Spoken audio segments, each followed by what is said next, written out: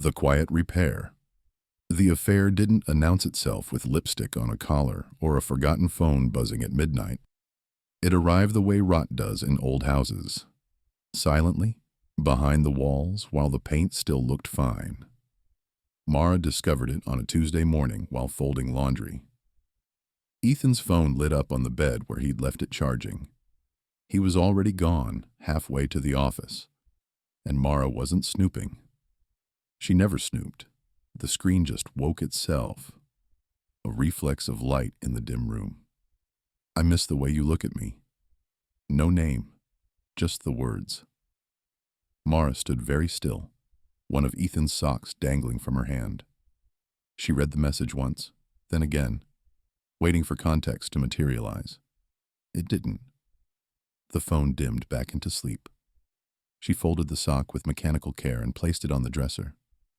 Her chest felt hollow, like a room after the furniture has been moved out. They had been married 12 years. Not unhappily, not blissfully either. Their life had settled into something reliable. Shared calendars, Friday takeout, the low hum of familiarity. They knew each other's coffee orders and bathroom schedules. They did not often talk about longing. Mara sat on the edge of the bed and waited for the feeling to become dramatic. Rage, grief, something cinematic. Instead, there was only a dull pressure behind her ribs, and a question that would not leave her alone. How long have we been disappearing from each other? Ethan noticed first that evening that something was wrong because Mara didn't ask him about his day. She always asked. They ate dinner in near silence, forks clinking softly. When he reached for her hand, she didn't pull away, but she didn't squeeze back either. "Did I do something?"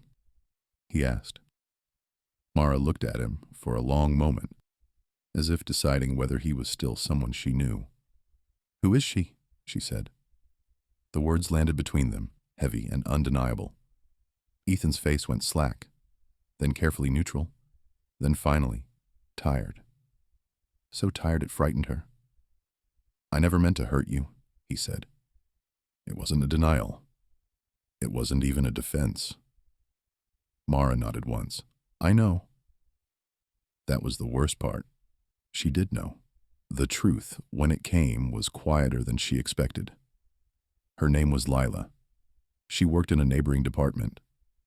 It started with lunches, then confessions, then the relief of being seen without the weight of history. It hadn't been about sex at first. It had been about air. "I felt invisible," Ethan said one night as they sat across from each other at the kitchen table, hands wrapped around cooling mugs of tea. "Not to you, just to myself." Mara absorbed this in silence. She wanted to scream that invisibility wasn't an excuse. She wanted to say she'd felt the same and hadn't sought shelter in someone else's arms. But beneath the anger was something else. Recognition.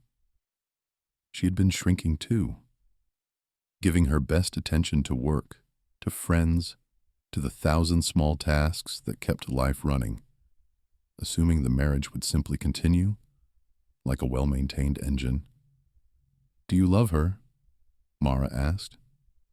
Ethan swallowed. "I don't think so. I think I loved who I was when I was with her." Mara closed her eyes. They didn't decide anything that night.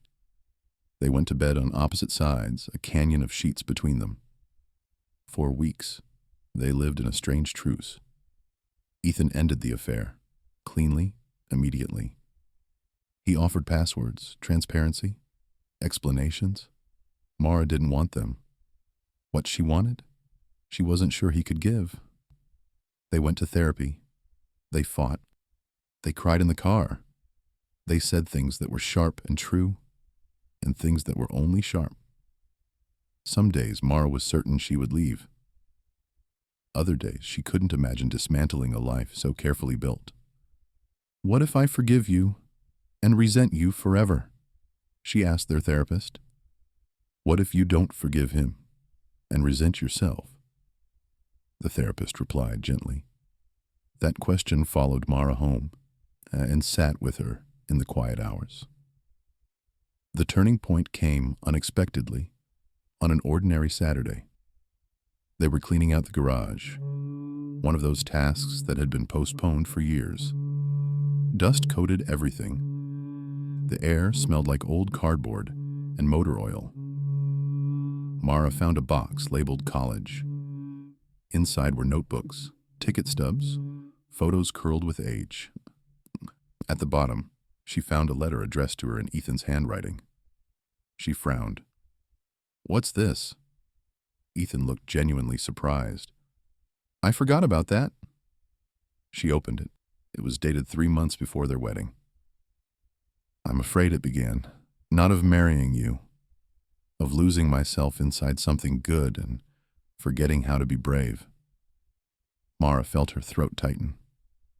If that ever happens, the letter continued, promise me we'll tell each other, even if it's ugly, even if it scares us.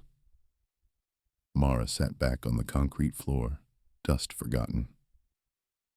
Ethan lowered himself beside her. I didn't keep that promise, he said quietly. No, Mara agreed. You didn't. They sat there, the past breathing softly between them. But neither did I, Mara added. Ethan turned to her. I stopped asking who you were becoming, she said. I stopped telling you who I was becoming. We both chose comfort over courage. The words didn't absolve him. They didn't erase the hurt, but they did something else. They made space. Rebuilding did not look like grand gestures. It looked like awkward honesty, scheduled conversations, learning how to fight without trying to win.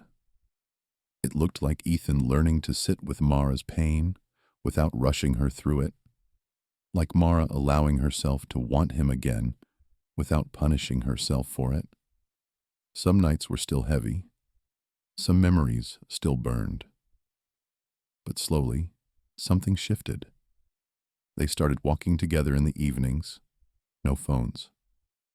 They asked each other questions they hadn't asked in years. What are you afraid of right now?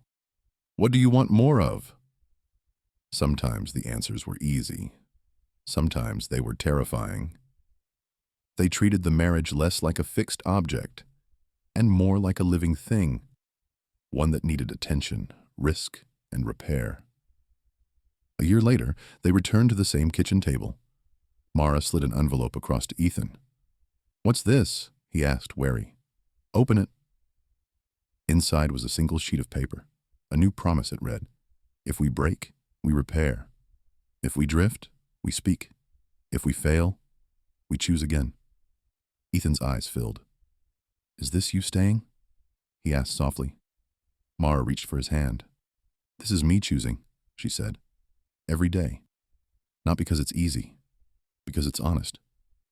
He squeezed her fingers, grounding, real. Outside, the evening settled in.